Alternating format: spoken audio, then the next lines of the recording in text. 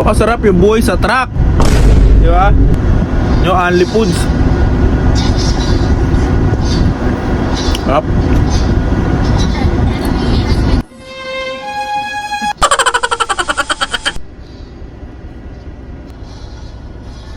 Siopaw na manggar.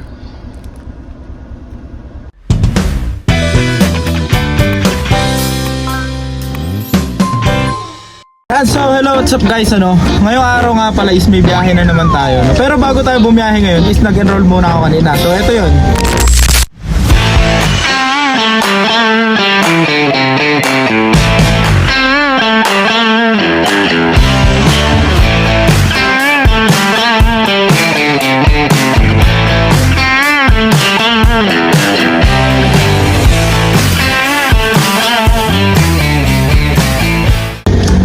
So ayan, nung pagkatapos ko mag-enroll, syempre babiyahe tayo at mag-grind. Kaya naman tara, samahan nyo ako sa pag-grind ko and sa mga puputripin natin dito sa biyahe. Tsaka syempre naman din is sa mga mangyayari sa biyahe natin ngayon, So this is Pacha and this is the day that the Lord has made.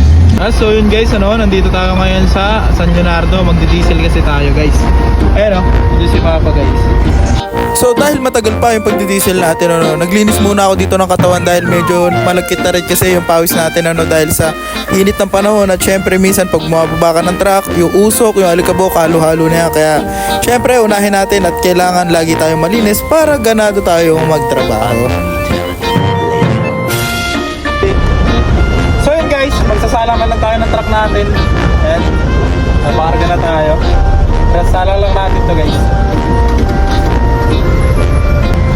So yun guys, nakasalang na tayo. Kaya naman tara guys, papakargahan na natin yung truck natin. So titingnan lang natin muna yung mga safety locks kasi yun yung importante, Ang tingnan ang safety locks. Goods. Yan, goods naman to guys. Kasi kabila, okay din.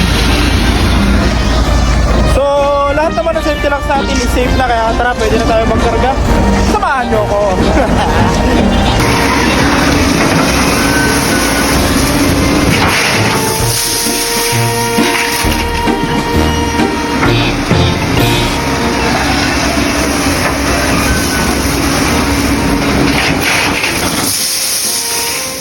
At dahil tapos na nga tayo magkarga, at syempre tapos na rin tayo maglona. So nakabayad na rin si Papa doon sa may source natin, So diretso na tayo sa biyahe para naman maghanap tayo ng mapagmemeryendaan. So as usual, kapag ka naman ganito is mga 7-Eleven or yung mga convenience store na talaga yung mga mapupuntahan natin, So tara guys, magpo-food trip muna tayo. So yun guys, hindi lang naman food trip yung isa sa dahilan kung bakit tayo nagpunta rito. Ang dahilan din naman is para mapahinga yung gulong natin dahil mainit, dahil medyo may kalayuan na rin yung natakbo natin at kargado yung truck natin. So hindi natin kailangan or hindi natin nahayaan na mainit yun, dahil pagka yun is uminit, so magiging prone siya sa sabog, or minsan naman mga flat ganyan. So kaya kailangan minsan pinapahinga rin talaga, at minsan din naman dinidilig din yan. Ayun, so nandun lang siya, nakapahinga din yan, at mamaya na rin kami magdidilig ng gulong namin. At dito guys is kakain muna tayo. Syempre ito yung favorite kong ginagawa, kapag ka nandito ako sa truck, ang kumain. At guys, sakto rin pala sa oras yung kain natin, dahil tingnan nyo naman, umuusok-usok pa yung noodles na kinakain natin. At guys, may mga binili rin naman ako kanina, so sa truck ko na yun kakainin at puputripin. Kaya tara guys, sa truck na natin yun ubusin. So yun nga, nagsuot nga pala muna ako dito ng jacket dahil syempre malamig yung panahon, at malamig din naman kasi yung aircon nito, Talagang napagmamoist nga nere yung salamin namin, ayun, makikita nyo kahit na hindi umulan, gamit yung wiper. So eto na guys, tara, mag-food trip muna tayo.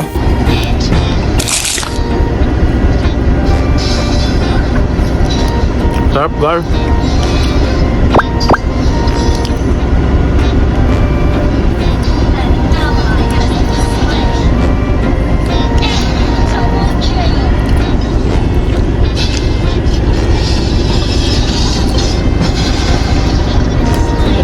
Pandesal na manggar. Sarap din.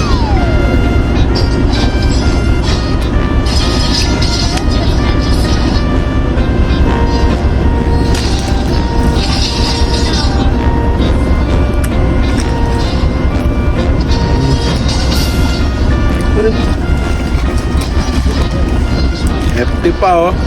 FT pa gar.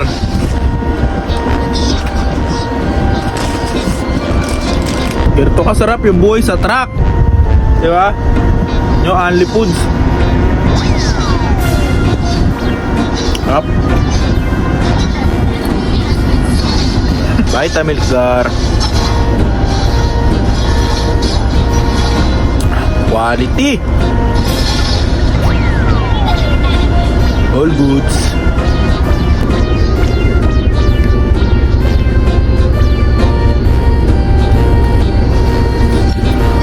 Siopaw naman gar. Goods din. Ano?